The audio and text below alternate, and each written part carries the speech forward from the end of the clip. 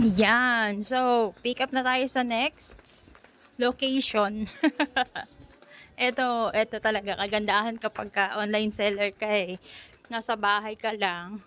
Hindi mo na kailangan magbayad ng pwesto at hindi mo na kailangan magbayad ng maraming tao para sa labor. 'Di ba?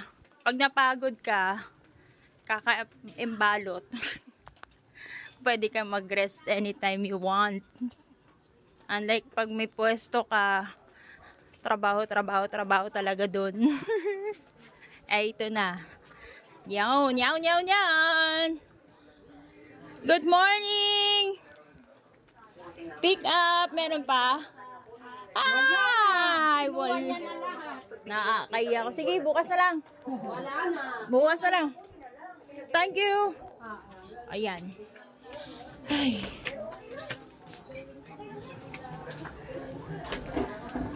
Yun, ang saddest part, kapag ka-pick up ka naman, syempre makikipag-unahan ka naman sa rider. Pag meron. Pag wala, naunahan ka. Ganon. Umaka-jackpot, dede. Thank you, Lord, diba? Tiyaga lang talaga. Ang layo ng nilakad mo, tapos wala kang makukuha. Iyak. Pero okay lang yun. Ganun talaga. It's not everyday Pasko. Kaya tsagain mo talaga kung ano yung meron ka for today. Ayan. So, balik na tayo sa car.